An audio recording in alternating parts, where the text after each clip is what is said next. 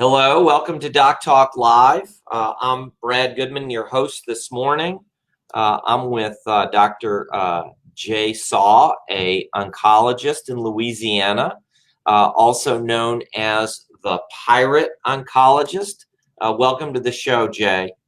Thanks, man. I appreciate you coming on. I'm very excited to talk to you today. And for folks that maybe tune in later and see this, please drop us a line, leave a comment, ask a question. But I'll just dive right in. The Pirate Oncologist, tell me a little bit about how you became the Pirate Oncologist and the costume behind the man.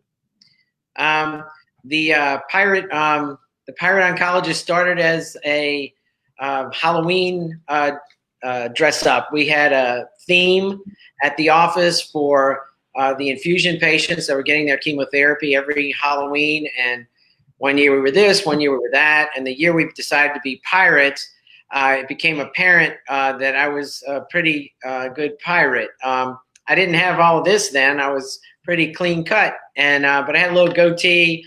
Put this pirate hat on me, and I became the Pirate Oncologist. And it's kind of just taken off. It's something that I recreate the costume over and over again. I also have a whole closet full of other costumes. A lot of times when it's going to be a particularly difficult day or difficult to go to work or just trying to bring some cheer, I'll dress up. Sometimes the patients will actually request a certain costume. I've been a pink fairy. I've been a satyr. I've been a satyr. A satyr, like a Passover satyr? No, like a goat horns, like half man, half goat. Oh, okay. We have a lot of different costumes, and I've been dressing up since I was a child. So it was kind of pretty natural. I've always liked to have some sort of costume. Most of my regular clothes are kind of like a costume. So you don't dress up every day? No, more than once a week. That's awesome. That's awesome. I remember when I was in medical school for Halloween, I dyed my hair black and had an Elvis jumpsuit, and I went to work as Elvis Presley that day, and I got kicked out of medical school that day. I know, terrible, right? I was drawing blood at Grady Hospital, downtown Atlanta. Yeah. In the emergency room there, and the patients thought nothing of it. They were like, for them it was just an ordinary day. But for me, I mean, it signals, it seems like this is your way of delivering compassionate care. Tell me a little bit more about how this plays with patients and how this, I think, affects your patients' care. I think it definitely is a kind of an icebreaker, and it distracts them from pretty heavy diagnosis or looking down the barrel of some pretty toxic drugs for the treatment of their cancer. And to have this kind of unexpected attire, but now becoming more expected. Right. Disappointment when I'm not dressed up happens on a regular basis. But this idea that you can have some joking around, it brings a little bit of lightheartedness to a really dark, serious, scary situation. And if you're going into a battle, it's nice to have maybe somebody who's at least dressed as a warrior next to you. And so I have a sword that says Captain of the Red Devil, which is what they call adriamycin, one of the red colored chemotherapy drugs. And it's just, it's an unexpected slant on their care. And how long have you been doing this? It's getting close to 20 years, I think, of the dressing up now. Yeah. So I would imagine that even your new patients are expecting you to be in costume. Well, Most of my patients are, as my colleagues, referring colleagues say, are warned about me. So, there's not a lot of hippie oncologists in the world, let alone in Covington, Louisiana, which is a pretty conservative little town. And so they already know that I have a beard and long hair, and that I may or may not be dressed up as a pirate or some other costume. And so a clown is often also one of the costumes that I wear. So let me also say this. I'm only catching a glimpse of your backdrop. Notice my backdrop is terrible, and your backdrop is awesome. And can you give me a little? Is this your office that you're in right now? No, this is my house. Okay. I have a lot of pirate stuff, and then I have a lot of gifts and artwork. I have things in the rafters that I have up there. And so can you give me a little tour? Sure. Turn around and tell me what I'm seeing. There's a lot of pictures there. So Hong Kong. What's the significance of that? that was a gift. And the Avengers were just kind of that's King Kong from the movie, and then the Avengers. I have an old Ringling Brothers Barnum and Bailey circus, and the group is called the Flying Vasquez. And there's a restaurant across the street from my apartment called Vasquez, so that's why it's up. And then I have just this octopus that a friend of mine painted. You have an upside down bowling pin. Yeah. So I hang things from the ceiling, and different things that people have given me or have purchased. The bowling pin was something that I got at a thrift store, and it was from an old bowling alley around New Orleans, and it's very difficult to hang a bowling pin because they're really hard. Well, on the bottom is wood, and so I was able to drill a hole in it and stick Gotcha. it. And tell me about the musical instrument you have hung up there. That is a what? So that's a stand-up bass ukulele. Uh-huh. And then if you look in the corner, I have a collection of ukuleles and a mandolin that play a little bit of music, has a few guitars. Can you play something for us? Yeah. Take something off the wall. Come on. Okay. Let's see. So Jay, sometimes I sing to my patients. Okay. And I'm a horrible singer. And a lot of my patients, expect me to sing, and I'm not always in a singing mood. Right. And so then it's hard, because they expect you to sing if you sing to them all the time. Mm-hmm. How do you deal with that if you're not in a costume mood and your patients, expect you to be in costume? I tell them next time, and I make a note of when their next visit is, and I try to make sure to dress up on that day. Sometimes the costume starts off with a lot of gear, but by the end of clinic, because it's a long day, I have to take some of the gear off and strip it down to a lighter weight, more agile costume. Gotcha. All right, you got your ukulele? Yeah. So my oldest daughter got married recently, and they had me play Pachelbel's Canon. Oh, nice. On the ukulele. And so I'm going to take my jewelry off because it may not work so well with the ukulele. And how often do you get your nails done? Well, before the pandemic, every 2 weeks. Uh-huh. But with the pandemic, this is the first hand manicure pedicure that I've had in 2 months or so. And is that for the costumes, or are you just like getting your nails done?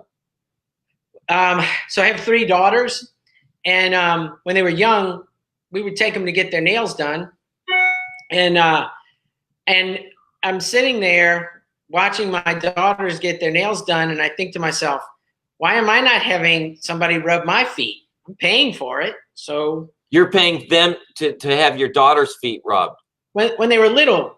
And so Yeah. I decided I would get mine done. And it started off as a pedicure, and then it progressed to the manicure. And now my children are all grown, and more often than not, I'm at the nail salon by myself. So anyway, Taco Bell Cannon. Sorry to interrupt you. Go ahead. can you hear it? Oh yeah.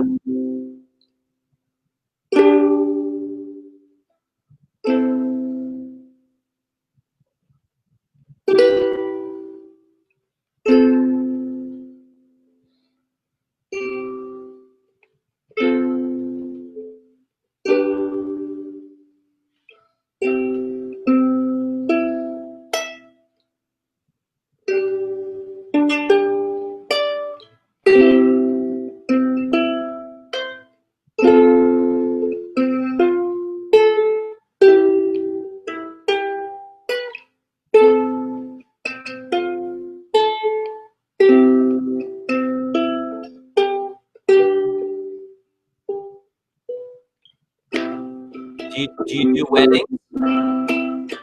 Do you do weddings? It's for only one. Done one. And do you bring the ukulele with you to work sometimes as well? I have, not very often. I have a group of guys that I hang out with. We go surfing together, and one of them has introduced me to the ukulele. I also have a big fundraiser, and there's a band that plays, and I play with the band. And the first year I played guitar with them. The second year, the ukulele guy came in. His name is Mark, and he introduced me to the ukulele, and it's been a snowball of ukuleles. I have 10 or more. I play ukulele most days. So, you know. Tell us about boy, I lost my train of thought. Your fundraiser. Tell us about the fundraiser. So when I was 50, 6 years ago, I started I had a party. I wanted a birthday party, and I threw a big birthday party at the end of July. My birthday is actually June 12th. I did it at the end of July because that's when my kids were still in town before they went back to college, and so they could attend the party. And also the businesses in Covington, mostly the restaurants and bars, have really low attendance because it's so hot. Nobody's out, and a lot of people are out of town. So we decided to have the party then, and it was a big hit. We had a little bit over 200 people for the birthday party. The second year, the bar owner and I got together and put the party on, and we had a nonprofit, Safe Harbor, collected money at the door, and they made a couple of $1,000s at the door. The third year, we decided if the party doesn't cover itself, this is the last year of the party. So we put the party on, and National Alliance for Mental Illness was our nonprofit, and they've stuck with us the rest of the time. And we raised over 50 grand at the party last year. We had about 800 pirates. We had the street closed. We had 2 bars involved, 2 bands, 3 DJs, and it's fun. So we're 4 days apart in age. Oh, really? You and I, we have very similar birthdays and similar years. So you were born in 64. Yes, sir. Okay. So what's going on this year for our birthday? Well, for our birthday this year, which is next week, right? Right. Coming up. My mom is going to be in town. She's living in Houston now. My dad died in January, and Sorry. Thank you. And she moved to Houston with my sister, and so they're actually driving back right now, listening in on the road. And so for my birthday, my mom will be in town, so we're going to go do something. We might just grill at the house or something. For the party at the end of July, we're probably going to have to postpone it because of all this pandemic, because it's going to be very difficult to socially distance between 500 and 1,000 people in a bar. Right. So, exactly. So I I think wish, it's the end I of wish we could postponing. get your mom on today too. Your mom is watching this? They're in the car, so imagine they're listening. But if my sister hears us, Jen, if you can find a way to get online, come on. I would love that. Yeah, if she could figure that out, that would be awesome because I would love to talk to your mom for I'm gonna sure. I'm gonna see if Jen can get it.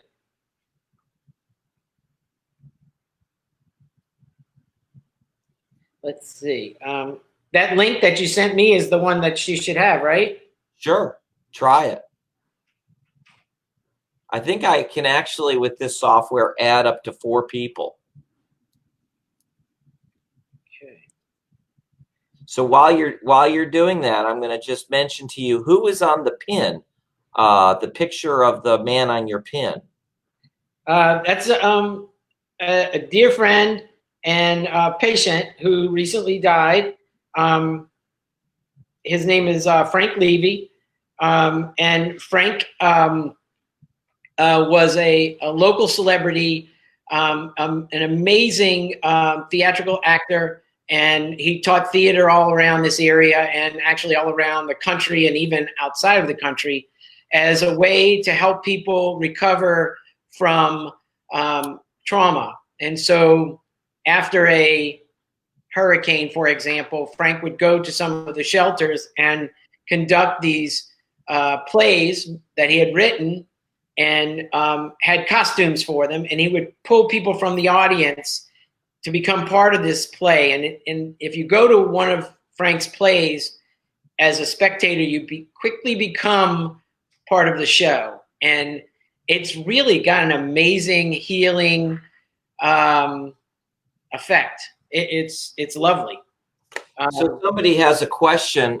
Ed Beckman, he writes in, I got in late. Topic. You know, Ed, that's a great question. There is no topic.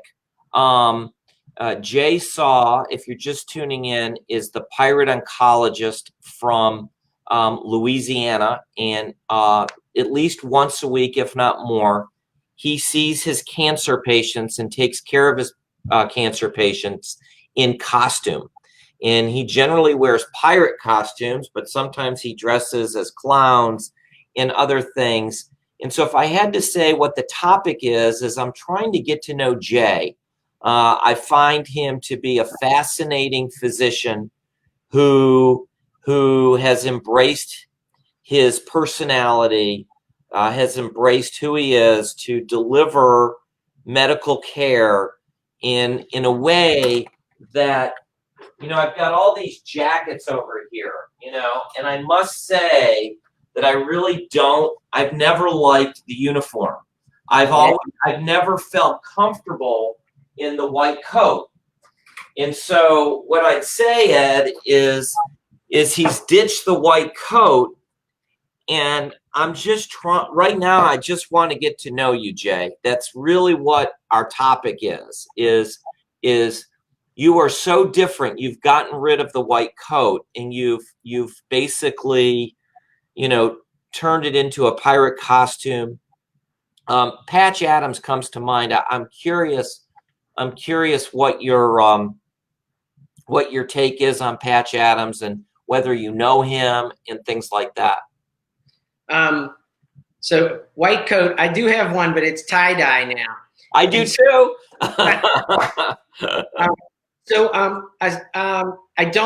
I've spoken to Patch Adams' publicist before. I've read his book and I've seen Robin Williams' presentation of him in his movie, and I follow him online.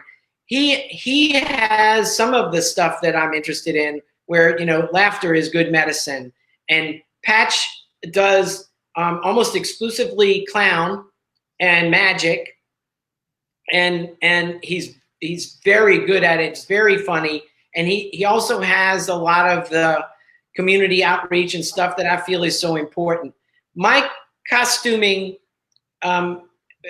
for me and probably for Patch, although I haven't spoken to him directly about it, is that I also get a cookie out of this. Okay, I've got my suit on, that allows me to go into this situation that's very heavy in a different light, so that I can do a better job, and so that I can I kind of feel protected by it, like it's armor, and it doesn't separate me though. The white coat is armor that, in my mind, puts such a line between the doctor and the patient that you can't even cross over to get to them. I mean, and it's really important for me to have eye contact, to be able to reach out and touch them, to hold a hand, to share in what is a very intimate moment when you're talking to a patient about a scary diagnosis or a terrifying treatment, or the fact that their time is limited and you need to talk about end of life. And to be privileged to the point that you are invited to do that with them has to definitely be respected. You have to know that. And this allows me to find a way into that more comfortably for them and more comfortably for myself. You know, I'm glad you expressed that. I've never been able to really put into words why I don't like the white coat. And I don't have a problem with the white coat for other doctors, you know, but yes, for me as well, I feel like it presents a barrier that doesn't work for me in clinical practice. There's a couple questions. One is, do you treat children with cancer, adults with cancer, anybody with cancer? What is your practice? I'm an adult oncologist. I've had a few teenagers. Most children with cancer go to a center and they're treated on a clinical trial, and they're treated by highly specialized pediatric hematologist oncologists. So I didn't do that. I've seen a few kids with cancer, but not as patients. And then Christy wants me to point out, because I wouldn't know this, that I'm to ask you about cruising around town on your skateboard, that you make your community smile. So you skateboard as well? Yeah, I live about a mile and a half from work, and so a few years ago I started longboarding to work. I have a longboard and a push stick that I use sometimes. I have a golf cart that I take to work. I have a Jeep that's full of bumper stickers and crazy things to make you smile. And then more recently, in the last year and a half, I have a one wheel, which is an electric skateboard. Oh my God, that's what I want. I've been craving a one wheel. It's so much like snowboarding, but the fall is much more difficult. So if I wore my hockey pads, I would be okay though, right? You would be better, maybe not okay. And then a lot of times I like to wear something flashy or something that lights up, or butterfly wings. I have some butterfly wings that I recently got, and I wear those on the one wheel. And so there's more motion. It's kind of fun. What is it hard to learn? I'm serious about this one wheel. I really want to learn this. No, I'm not snowboard. I'm a horrible snowboarder. So it's easier than snowboarding. And so the way that I learned was I got behind my sofa in my den, and I just got on the one wheel, and I would just go back and forth holding onto the sofa until I learned my balance. It has a gyroscope in it, so it learned, and I'm in a computer, so it learns you. And then I went and did it on the grass a lot, and those falls weren't so bad. And now I'm pretty comfortable, although I did have a pretty good wipeout about 3 weeks ago. And so it's just you're not selling me on this, I have to admit. It's fun. I'm telling you, it's fun. Where do you live? I live in Birmingham, Alabama, which is very, very hilly. So that's the good thing about the one wheel, is you can control the speed. Yeah. All right. You can go uphill. Somebody is saying watching from the Berg. I wonder what the Berg is. Is there something in Covington, Louisiana called the Berg? BURGH? Couldn't be Pittsburgh, could it? Oh, that's my sister. Yeah, that's my youngest sister, Stephanie. She's in Pittsburgh. Okay. And her last name's Desjardins. So she married a Desjardins? Yes, she did. Interesting. Yeah. So can she get in? Can she somehow get in? She's listening. Yeah, she could get in. Come on, Steph. Did you send her the link? I'm going to make sure she's got it. Okay. While you do that, why don't you talk to us about cancer? I'm sorry to giggle there, but we haven't mentioned anything about what you really do for a living, which is treat cancer. So cancer, I've been treating cancer since 1996 when I started training in oncology. And prior to that, I was in internal medicine in a rural community. And it's cancer is difficult. And the explosion of drugs every few years is unbelievable.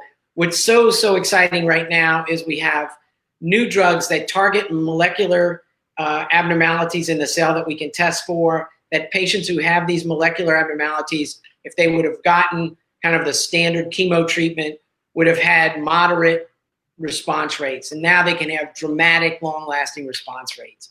And then immunotherapy, which is about 10 or so years old now, which is not chemo, which are drugs we give that train your body to attack the cancer. Your immune system is activated to kill the cancer.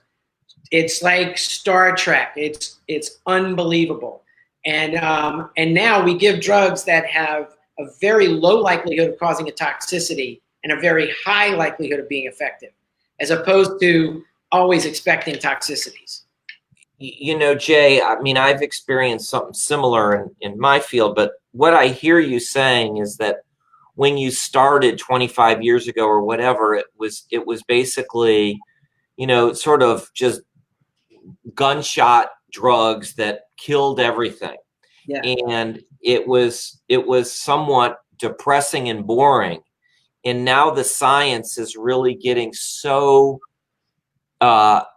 in depth that you can be a lot more effective. And I think that it sounds to me like being an oncologist today is a lot more gratifying than it was when you started. Yeah, we have response rates now, and I think that as more and more data gets published with the immunodrugs, I mean, melanoma is a great example that most physicians are familiar with. We had terrible outcomes with metastatic melanoma. And now, even with metastatic disease, many of those patients have dramatic response rates to immunotherapy that are long-lasting. The chemotherapy was largely ineffective in melanoma before. Yeah, my stepsister died of melanoma. So yeah, other cancers to conquer. I mean, pancreatic cancer is still such a tough nut, but hopefully we're going to get some headway in that disease too.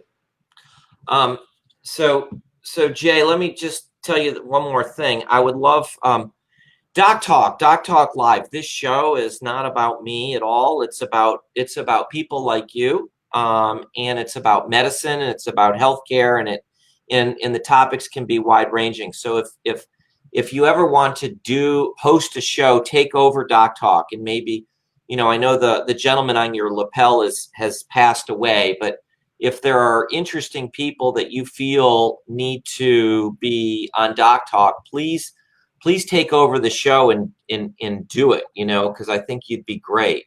That would be fun.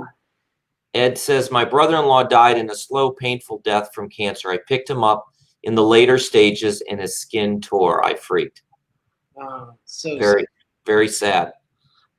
Ed is a dear friend who teaches tennis in Birmingham, and also has a great family as well. So anyway, I just want to plant that seed with you, Jay. If there's any questions out there, I'll keep Jay on for a couple more minutes. But I want to thank you for sharing, you know, a little bit about your story. What does Stephanie, your sister, say? You should. It would be an awesome show. Okay, good. You hear that? She says she's in or something like that. She's saying that you should host Doc Talk. Cool. And take over. You know, I don't know if you're going to go to the theater. I don't know if you're going to go to your office and talk to patients. I don't know how it would work for you, or maybe just take us on a tour of your costume closet.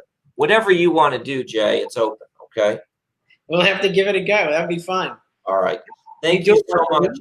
And maybe if I ever get a one wheel, maybe we can go one wheeling together. Oh, I'm all in, man. All Thank right. you. Peace, man. Peace. Appreciate it. Thank you so much. Thank you.